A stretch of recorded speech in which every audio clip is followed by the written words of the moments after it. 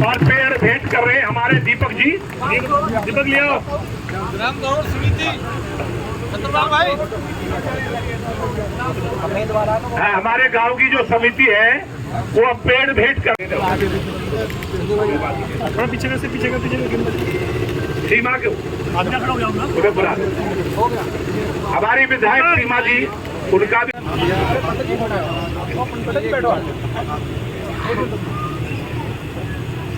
दीपक अभी मैं निवेदन करूंगा दीपक से वो के लिए ज्ञापन दे रहे हैं।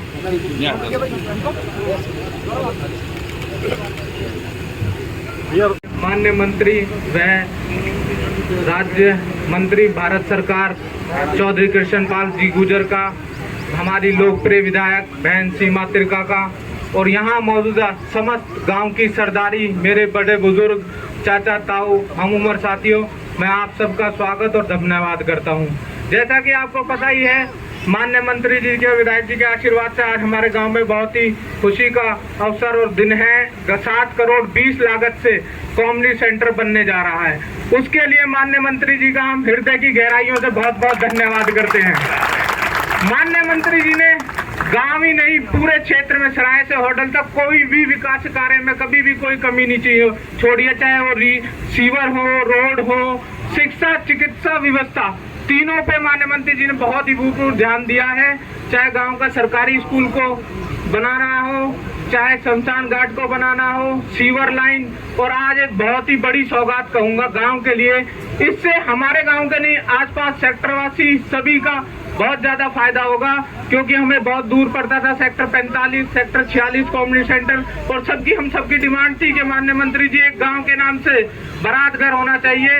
इसके लिए पुनः दिल से गहराई से बहुत बहुत धन्यवाद करता हूं। माननीय मंत्री जी ने कभी भी गांव के विकास कार्य में कोई कमी नहीं छोड़ी है। जो छोटे मोटे 1-2 रोड या छोटे मोटे जो कार्य हैं उन पे भी वो पूरा भरपूर ध्यान देते हैं और लगे हुए हैं, जल्द से जल्द वो पूरे होंगे। और माननीय मंत्री जी ने चाहे होटल हो, पलवल हो, road, sewer line, street light, गांव के लिए भी, सेक्टर के लिए भी कम से कम 100-150 स्ट्रीट लाइटें दी थी, और सेक्टर के लिए रेल विहार में एक जिम, पार्कों के लिए बेंच माननीय मंत्री जी के आशीर्वाद से मिले हैं, वो भी आए हुए हैं, वो भी आपका धन्यवाद करते हैं। हमारे आजाद पार्क सेक्टर 45 के लोग भी आए हुए हैं, सेक्टर 45 के RWA, सेक्टर 46 के RWA, आप सभी का धन्यवाद करती है माननीय मंत्री जी। कोई भी विकास कार्य में कभी हम एक मांगते हैं तो 2-2 चीज देते हैं। माननीय मंत्री जी का हम बहुत बहुत धन्यवाद करते हैं, और पुनः एक बार फिर धन्यवाद माननीय मंत्री जी इस सौगात के लिए समस्त गाँव वासियों की तरफ से। जी, अब मैं अपनी लोकप्रिय विधायक बहन सीमा तिर्का से कहूँगा 2 शब्द आके बोले। तो आदरणीय कृष्ण पाल जी मंत्री जी के नाम से जाने ही जाते हैं, और उनका दायित्व भी है, मोदी के मंत्री हैं तो ऐसे ही जाने जाते हैं। पर जब हम इस क्षेत्र में आकर के बैठते हैं तो मैं आप सबसे निवेदन करती हूँ कि आप अपने बेटे का, भाई का ताली बजा करके स्वागत करें।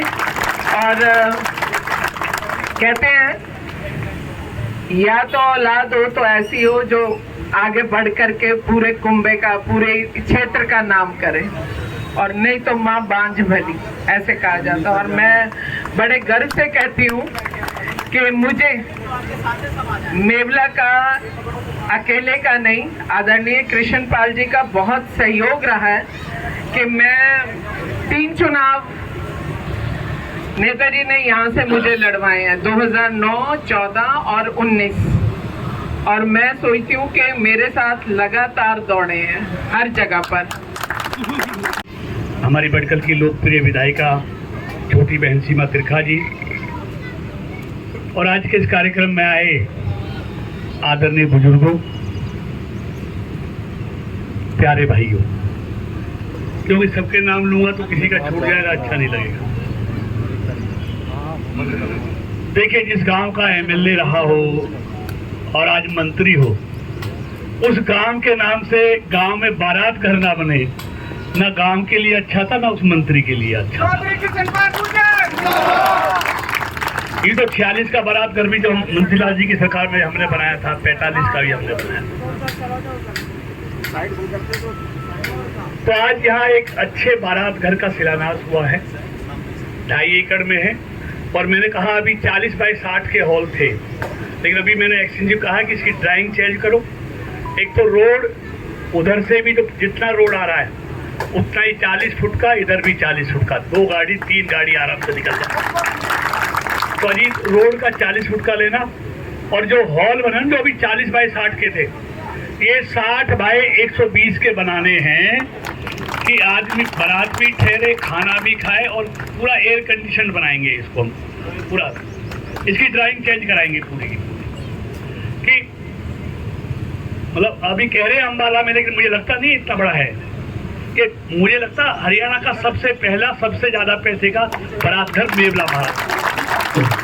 अभी तक फरीदाबाद में सेक्टर 64 में 3.5 करोड़ का बना है पूरे हरियाणा में। अब ये पहले नंबर 7 करोड़ 20 लाख का बनेगा।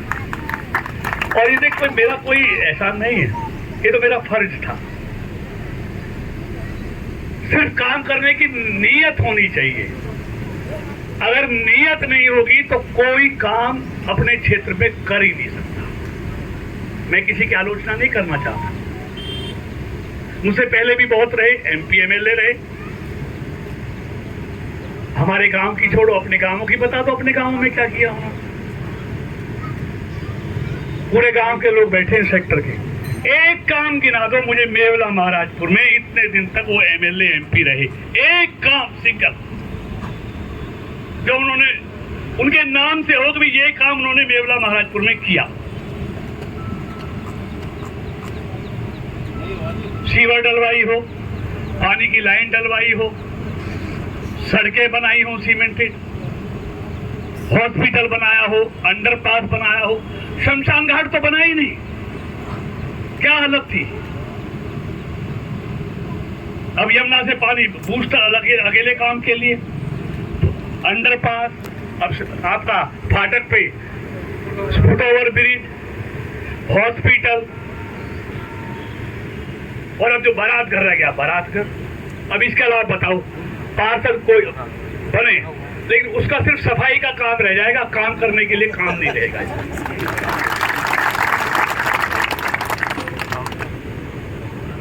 तो मैं इसलिए कह रहा था, नियत जब तक नहीं होगी काम नहीं होंगे। यही फरीदाबाद था, आनंदपुर में जाके देख लो,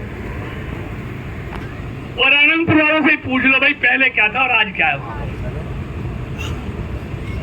और बता रहा हूं मैंने भी, जो गांव सीवर और पानी की लाइन से छूट गए थे, चाहे वो नवादा था, चाहे वो भाकरी था, चाहे वो और 24 गांव नहर पार के, सबके लिए मैंने पैसा मंजूर करा दिया। सारे गांवों में सीवर और पानी की लाइन डलवा रहा हूं सारे।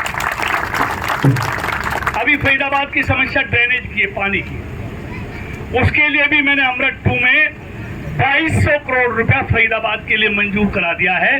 जो पूरी ड्रेनेज सिस्टम है पूरे फरीदाबाद का, सारा चेंज किया जाएगा, नई ड्रेनेज सिस्टम पूरे फरीदाबाद में डाली जाएगी।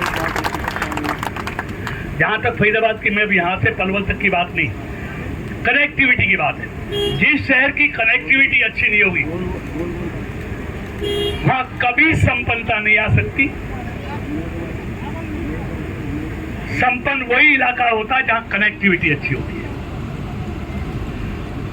2014 से पहले क्या था, मेरे साथ बहुत स्कूल जाया करते थे इसी हाईवे से।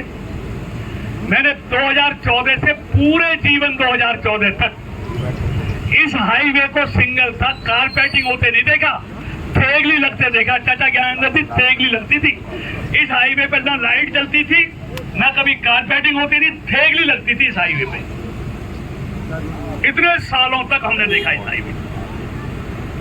आज हाईवे की यहाँ से होडल तक तस्वीर देख लो, पूरा पलवल एलिवेटर। आप जाते होगे, बांके बिहारी जाते होगे, शनिदेव जाते होगे। यही नहीं, अभी क्या हुआ, एक दिल्ली बड़ौदा बॉम्बे हाईवे बना, वो गुड़गांव से कनेक्ट करके बना था। मैंने कहा याद रखना, दिल्ली से बॉम्बे पहुंचने वालों को 1.5 घंटा गुड़गांव के जाम में फंसना पड़ेगा। भोला कुआं से लेकर राजीव गांधी चौक तक, मानेसर तक, गुड़गांव में जाम खत्म नहीं हो सकता। और एलिवेटेड भोला कुआं से लेकर मानेसर तक अब बन नहीं सकता। तो उस हाईवे पे पहुंचने के लिए बड़ौदा बॉम्बे वाले पे आपको 1.5 घंटे धौला कुआं से गुड़गांव तक निकलने में लगेंगे। अगर आप चाहते हैं बॉम्बे जल्दी पहुंचे हिंदुस्तान के लोग, तो मैं आपको एक सलाह दे रहा हूं कि इसको DND से वाया फरीदाबाद और कैली करके हमारे बाईपास से आप उससे जोड़ दीजिए बॉम्बे वाले से। 20 मिनट में आपके वहां पहुंच जाएंगे, जो 1.5 घंटे में नहीं पहुंचेंगे। ये अलग से मैंने एडिशन जुड़वाया, उसका फायदा क्या होगा, फरीदाबाद के विकास को 4 पंख लगेंगे। सारा हिंदुस्तान यहाँ गुड़गांव से नहीं जाएगा, उत्तर प्रदेश, उत्तराखंड, पूर्वी दिल्ली, हिमाचल, जम्मू कश्मीर, पंजाब, हरियाणा, जो भी बॉम्बे जाएगा वो वाया गुड़गांव नहीं जाएगा, वाया फरीदाबाद इस दिल्ली बड़ौदा बॉम्बे हाईवे से जाएगा।